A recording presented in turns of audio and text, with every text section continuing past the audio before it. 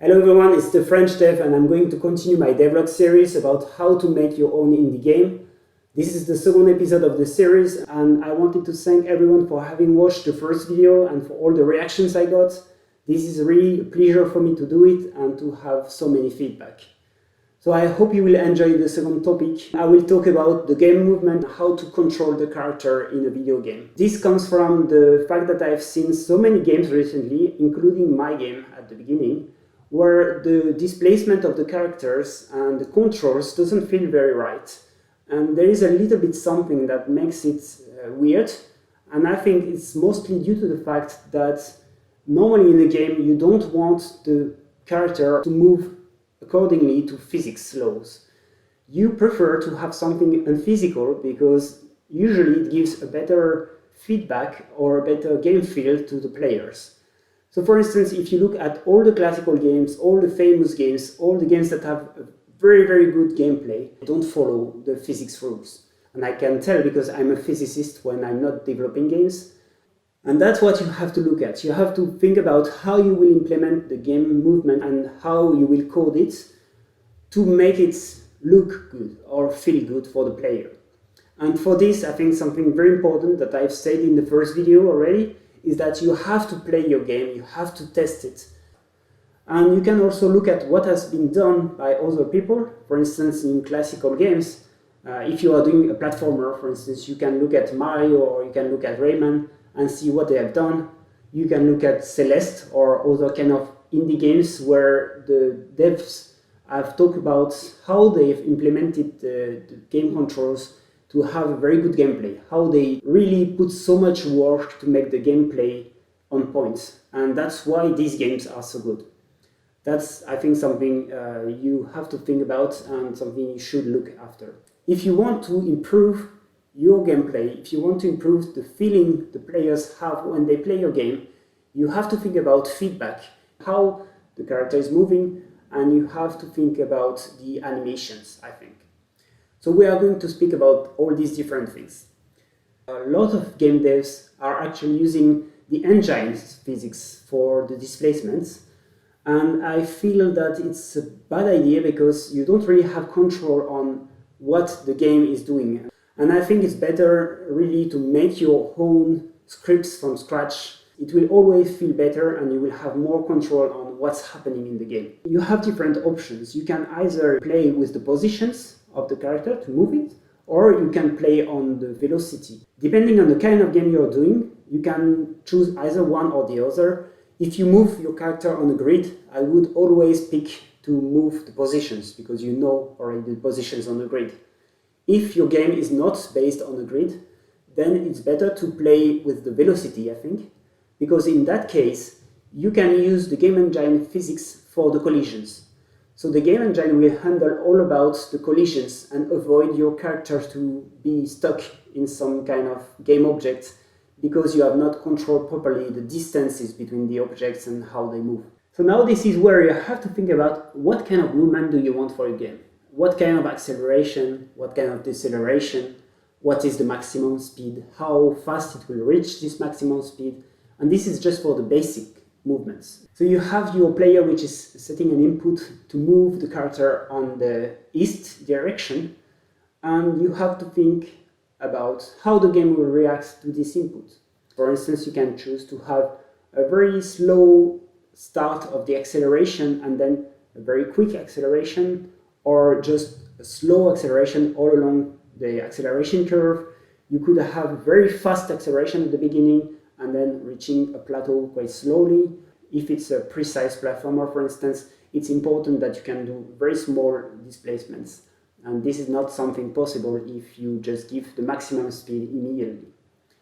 So all of this will depend on what's the gameplay and what's the type of game you are doing.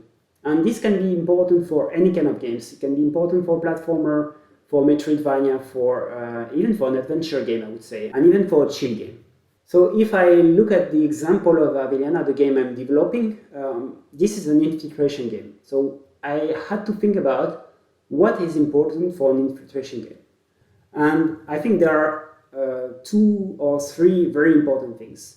The first one is that you need to be able to control very precisely the position of the character, so it cannot move immediately very far away from its original position as soon as you have an input.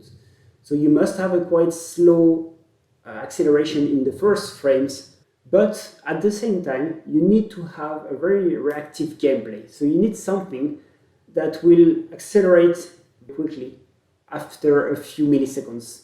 Why? Because if an enemy is appearing in the screen, it's important that the player is able to react quickly to this new enemy, this new danger that is arriving, and you don't really have the time for a slow acceleration. And the third thing I think is that you need to have very predictable movements and also a quite constant speed while the character is moving. So that's all I've tried to keep in mind while doing my acceleration curves. You can see here a slightly older example of what is the acceleration curve in Aveliana. And what you can see is that it's starting very, very slowly, but then it's taking very quickly a very high acceleration, and there is actually a peak for the acceleration, and then it's decreasing to the top speed, or it's not really the top speed, but a plateau speed for Aveliana. And if the player is not releasing the inputs, even if it's changing the directions, it will keep this maximum velocity all the time. And I think that's important because it makes the character very responsive and still very controllable in the first frames. So this is just an example of how you can combine the gameplay and the game feel. If you change the controls in your game, how the character is moving, then you will change the gameplay also. And that's why it's something you have to think about at the very beginning of your game dev. You can do some adjustments, but very little or just at the margin. Because if you have to rethink the whole movements in the end of the game development, that will be very tricky and very complicated to do.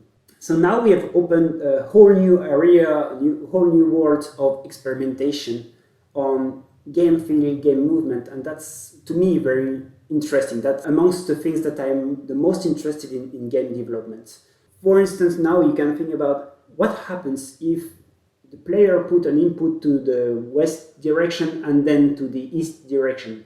How the game will react to this. You don't have necessarily to have the same acceleration and deceleration curves.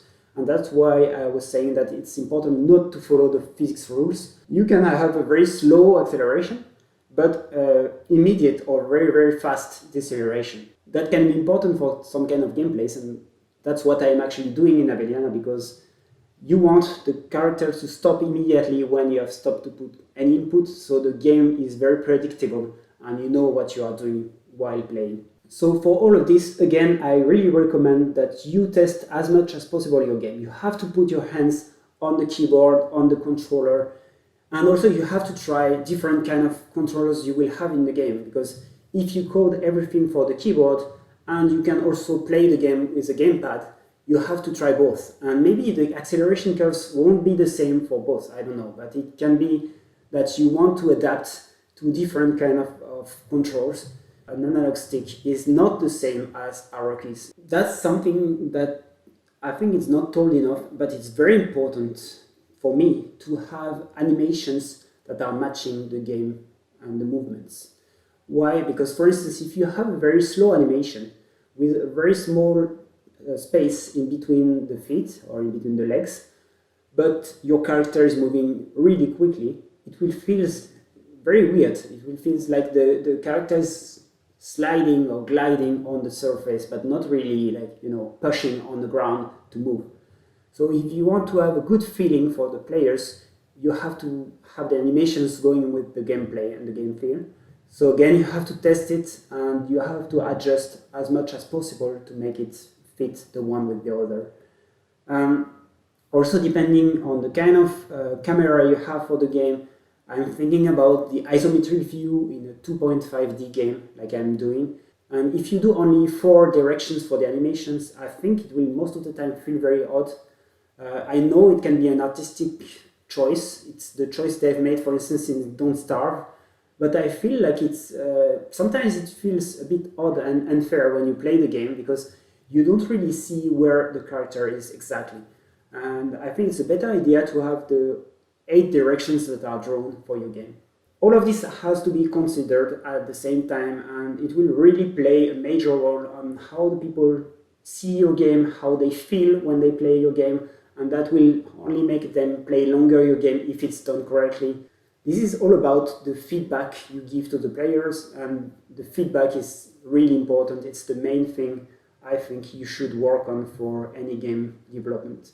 So as you've seen, there are so many things to speak about. I tried to cover most of them, but I probably forgot a lot of things to say. So don't forget, or feel free to say in the comments what you think about it. If I have forgot something you wanted me to speak about, I can respond in the comments. And to me, it's very interesting to see how other game devs see this kind of implementation stuff or this kind of problems. So feel free, if you want to receive the next notification for the next videos, to subscribe to the channel and to press the ring button. Also, please share this video, because I think this game dev community is very good for this. It's because we can share what we do, our thoughts about the problems, how to solve different issues, and there is a lot of support in the community, and that's why I'm doing these videos. And I'm very happy to see you in the next video. See you and have a great day.